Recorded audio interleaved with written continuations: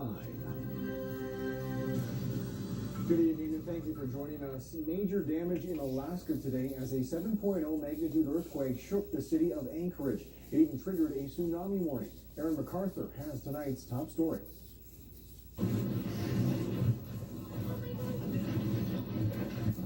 The shaking started before daybreak and didn't stop for 90 seconds.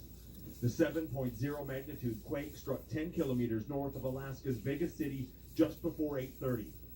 The damage extensive. People knew immediately what was at stake. And I was standing right over here at my desk, and it just was like a big, it was like a boom at first, and then it just started slowly, it got more violent and more violent, and I thought about pulling out my phone to record, but then the ceiling tiles started coming down, and we all like yelling, jumping under our desks. I immediately got out of our neighborhood because we're right on the ocean and those alerts came in. Yes, that tsunami warning was canceled in Anchorage, but on Hillside it was gridlocked. People were trying to either get to their kids for school, get them out, and get to higher ground. The Anchorage Fire Department was called to 3 house fires immediately after the shaking stopped, possibly ruptured gas lines or electrical fires. The most significant damage seems to be highway infrastructure. A major route into the center of the city dropped out from under drivers. Commissioner Lucan of Transportation has been calling me regularly with reports on bridges and roads and things like that are of concern. So we are just trying to get a handle on the magnitude of the damage. At this point, the highest priority is the safety of Alaskans. The damage is evident everywhere. Shattered windows, debris inside buildings and out. And the shaking hasn't stopped. There have been several large aftershocks. People scurrying for cover. These aftershocks are really rattling my nerves a little bit. Alaska, a known hotspot for earthquakes. Geologists say this was a significant but not major event. I think that the fact that we went through something this significant with this minimal amount of damage says that we're a very well-prepared community. So yes, get into the door frame. Get into the door frame. No fatalities have been reported, and while there are spot power outages, most of the city seems to have heat and light. People are being told to shelter in place and be prepared for what might come next. Aaron MacArthur, Global News, Vancouver.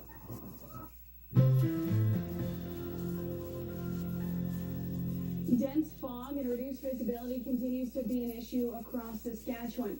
Dense fog advisories are still in place across the province, as you can see highlighted in green, reaching from west central Saskatchewan down to the southeast, including the cities of Saskatoon and Regina.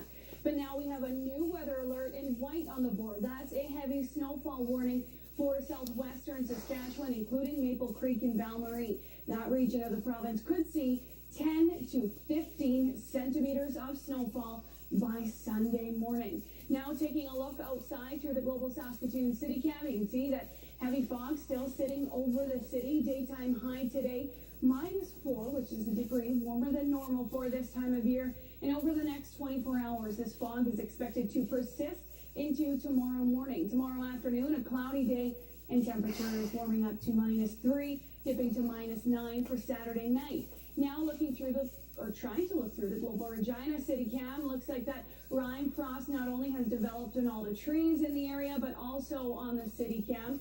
Regina has been experiencing fog, reducing visibility under a kilometer for over 24 hours. -3 was the high in Regina. That's 3 degrees warmer than normal for this time of year. And over the next 24 hours, this fog will persist into tomorrow morning. -1 tomorrow afternoon with a chance of flurries, -7 in the evening. We'll talk more about that heavy snowfall in the forecast later on. Carla? Thanks, Tiffany. A young man is facing charges after a series of threatening social media messages had Regina schools on high alert. While the incident was found to be a hoax, it's left some frayed nerves in the Queen City and questions about the platform used to spread information. Kemi Kepke has more. It's enough to put any student or parent on edge. Screenshots of threats of violence against students and staff at Martin Collegiate, Tom, and O'Neill High School made the rounds online Thursday night. We are very confident that we have the person responsible for the initial post was involved in custody and charges have been laid. By Friday morning, a 17-year-old boy was in custody, and police determined the messages were a hoax. While the situation was clear, officials were left trying to put out the social media fire. It's hard for us to control the dissemination of social media and how it's pushed across that platform, but we have people that are fully engaged. We have officers that are especially trained in tracking social media posts and how to get more information from that. Both Martin Collegiate and the school district reached out to parents to update them on the situation. In a statement, a spokesperson told Global News school staff also took the time to listen and respond to students if they had any questions on the matter. In the meantime, Regina police officers posted up outside Martin Collegiate to ease nerves as students filed in and out of school. I just thought that everything was pretty safe and we had everything under control. Because he is a minor, the suspect cannot be named, but police have confirmed he is a student at one of the targeted schools. The young man was arrested at his home just after midnight and made his first court appearance on Friday afternoon. He's facing 4 charges, including 2 counts of uttering threats, and will remain in custody until a bail hearing on Tuesday. Cami Kepke, Global News. The Saskatchewan government has another supporter in its legal challenge of the federal carbon tax. New Brunswick has signed on as an intervener, allowing it to argue against the carbon pricing regime. The Agricultural Producers Association of Saskatchewan and Ontario can do the same. Saskatchewan officials argued the federal government can't levy a single tax with varying rates in different provinces. If they choose to do a different approach, we're hoping that they'll be collaborative and they'll sit down and say, okay, what's our overall goal? What do we need to do to reduce emissions by the target dates of 2030, 2050, and how are we going to meet them? Along with the Canadian government, BC and the David Suzuki Foundation oppose Saskatchewan's case. Arguments are scheduled for February. Ottawa gave provinces until January to put a minimum price on emissions. The federal government is planning widespread changes to Indigenous Child and Family Services. Next year, the Liberals will introduce legislation that gives Indigenous governments power to handle their own child welfare systems. Global's Ryan Kessler has reaction from Saskatchewan. The chief of the Federation of Sovereign Indigenous Nations says families and communities have been advocating for this for decades. First Nation control over their own First Nation children. It's all part of the governance and the jurisdiction where we bring into the equation the language and culture component. This is what's lacking in the provincial government system. FSIN leaders will be part of a national effort to co-develop the new foster system. The federal government is aiming to introduce the legislation when the House of Commons resumes sitting in late January. Right now, Canada's Indigenous Services Minister says children are taken from their parents daily, with officials citing neglect, when she says it's really issues like economic poverty, inadequate housing, and unresolved health issues. This is our modern day variation on the legacy of residential schools. Saskatchewan's Social Services Minister says the province has indicated its support for the concept of being discussed at the table and wants to be involved in the development and implementation of legislation that will achieve better outcomes for Indigenous children and their families. With a moratorium on Indigenous child placement in the provincial system without full consent of and consultation with the First Nation. Ryan Kessler, Golden. New and alarming numbers when it comes to this season's influenza activity in Saskatchewan. Already there have been 2 influenza-related deaths, 5 ICU admissions, and 4 outbreaks in long-term care facilities. In 2017, there were 18 newly confirmed cases the week of November 19th.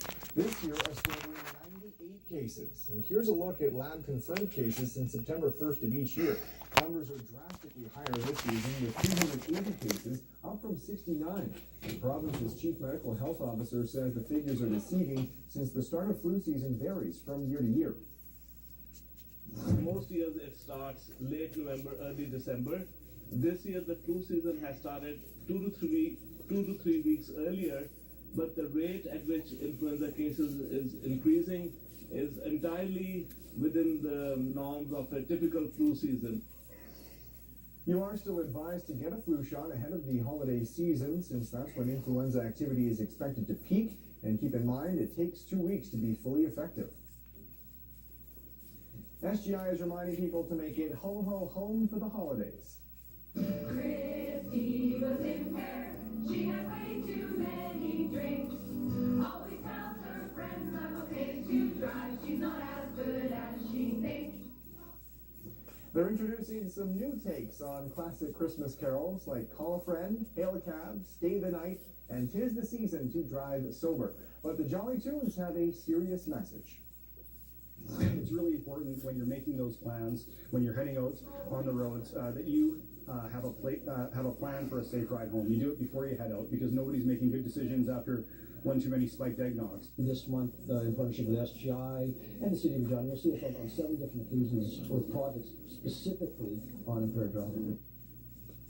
Last holiday season, 3 people were killed and 18 people were injured as a result of impaired driving-related collisions in Saskatchewan. A day removed from his rally in Saskatoon, the leader of the People's Party of Canada says it could surprise some people in the next federal election. Maxime Bernier tells Global News Andrew Scheer's Conservative Party can't defeat the governing Liberals in 2019. The MP from Quebec says his newly minted party will be able to field a candidate in every federal riding. According to Bernier, the biggest issues facing Canada include the economy and immigration. We can have a pause to be sure that these people will integrate our society, they will have a job, and so I don't want our country to be like some countries in Europe and having a big challenges with the integration of their immigrants. Bernier says the party will have a riding association in each federal constituency by the end of the year. Saskatoon could be the destination for Canadian music's biggest event. Tourism Saskatoon hopes to have a bid submitted before the end of the year to host. I'll take care. I don't know if anybody. Different events held in the city. I needn't be talking to anyone, but I'll say hi to who's ever not here. Take care.